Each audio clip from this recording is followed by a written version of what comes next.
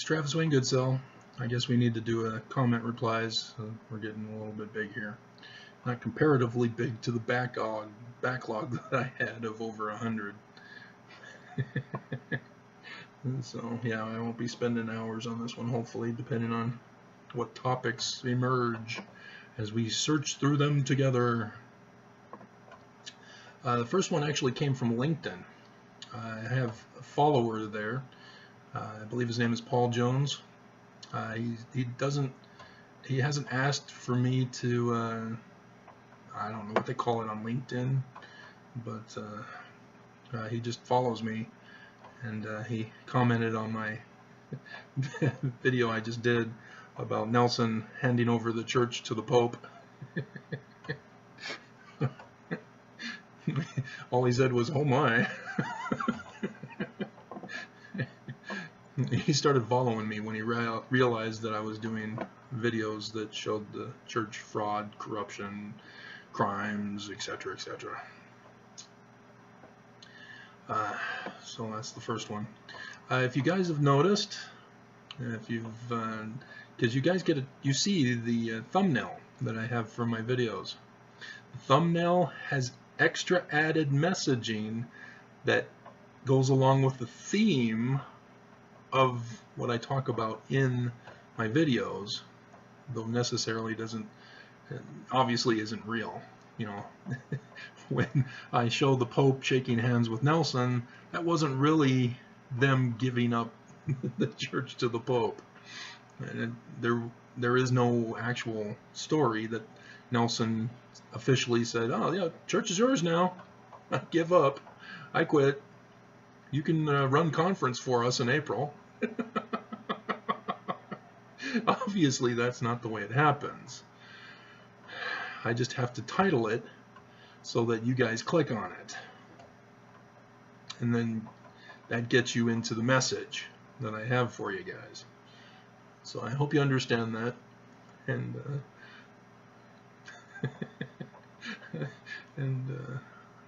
I hope you understand the pictures as a result, that there's something behind it. Because like the one on the covenant, the fourth covenant of chastity, the thumbnail for that one,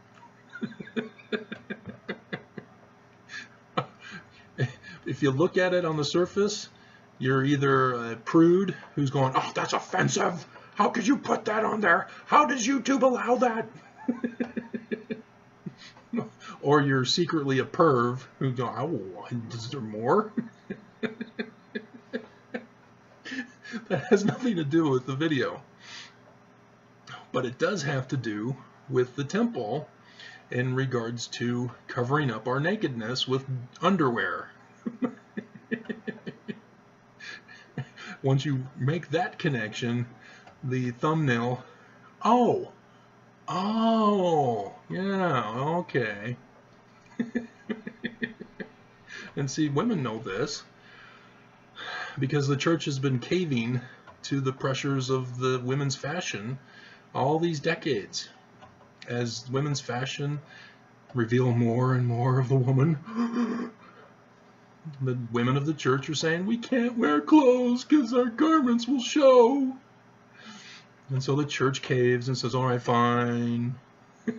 But only to that point. And thus the woman in the bikini side, that represents the church's approval for what women can show. Whereas the woman in her underwear, where she's like, "No, I'm in my hand, don't look." That represents the Mormon women who are freaked out by showing their garments.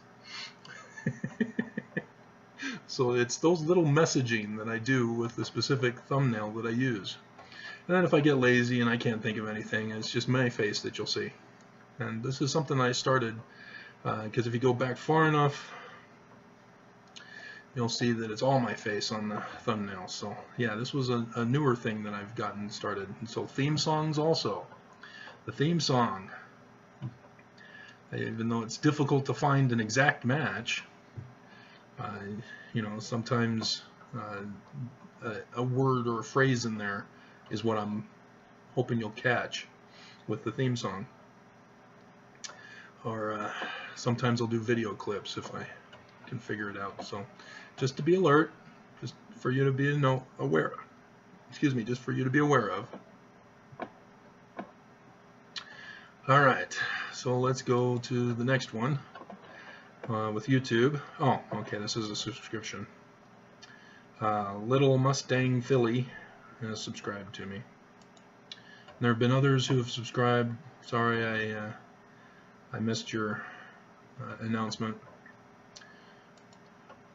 Oh, here's one on that video that I was talking about, the chastity one. And Jonathan Brooks, it's a guy. Is he offended? Or is he like, hey, this isn't what I was looking for? And he starts off with, wow, you look psycho. Maybe go for a ran instead, stuffing your face with you pig. Oh, man, that's abuse, guy.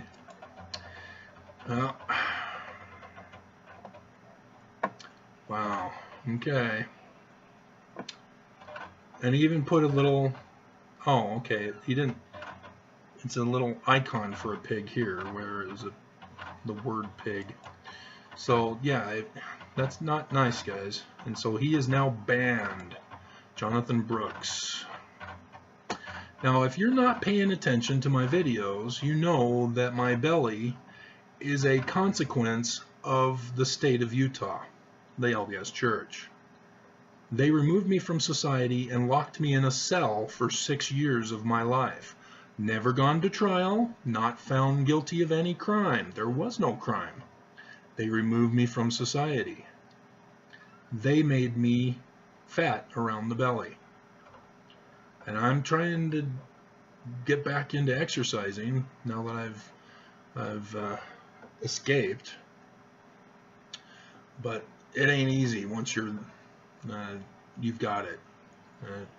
It's not something you can just go running for a couple of days and, oh, I'm back to where I was as an athlete in my high school days. So, yeah, understand this was not my doing. This was a result of the church seeking revenge for my wanting my kids back. So, yeah, Jonathan was way out of line there. And it shows the Mormon hatred. So, but yeah, interesting how he wanted to attack my appearance with a thumbnail about women's appearance. Interesting. Is he sort of projecting here? He was looking for attractive women, saw me instead. So, yep. Mormon men are pervs. Horrible, awful men. So, wow.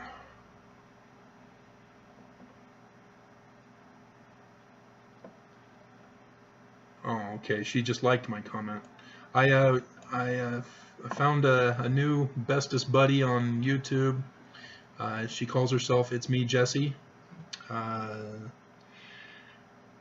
She did one on Joseph Smith and the Golden Plates, the real story. So I thought, huh. That's interesting. I'd like to know what she has to say about it. And apparently they're showing my comment, and then that she had put a view-hearted comment for it. And I see that she's responded with another one. You want to hear what I commented? I will tell you what I commented. So Joseph Smith and the Golden Plates, the real story, on It's Me Jessie. I say, your title caught my attention because I didn't believe you could cover the topic in 13 minutes. I love the way you debunk the Mormon claims, but I was looking to see if there have been those who have gone back to the time period to tell the real history. 1. The Smith family moved to a coppersmith farm from Palmyra. 2. Oliver Cowdery worked for the Batavian Press to help authors turn their written manuscripts to copper plates for publication. 3. Oliver Cowdery's father, William, is Lucy Mack's cousin. Both families lived in Vermont. When these facts are included with Jeremy's CES letter questions, a bigger picture emerges. The Book of Mormon is full of plagiarisms, but researchers leave out the Jewish mystical and Freemasonic plagiarism. Gold writing is a coding for treasured knowledge. In 1827, when Joseph began translation, this was after the anti-Masonic movement, because of the disappearance of William Morgan during the 1826 date on which Joseph Smith claims he was visiting with Nephi, not Moroni, about the plates. William was under contract with the Batavian Press for 2 books. William disappears, and then the Book of Mormon begins. The plot emerges. There's much more, obviously, but I still laugh out loud over Martin Harris and the 116 pages that gets blamed on his wife, and the transcript shown to Charles Anton, whose book of names was plagiarized as well. And then I give a little winky face. And so let's go to her reply. Okay. She's asking for help. Huh. If you can help me with the sources for this info you're providing me so that I can accurately get this information across to my viewers, I'd love to redo this video and include more detail and the important facts surrounding the plates. I'm aware that Oliver Cowdery was a cousin and where they lived, but I didn't know about him working for the press company or details surrounding that.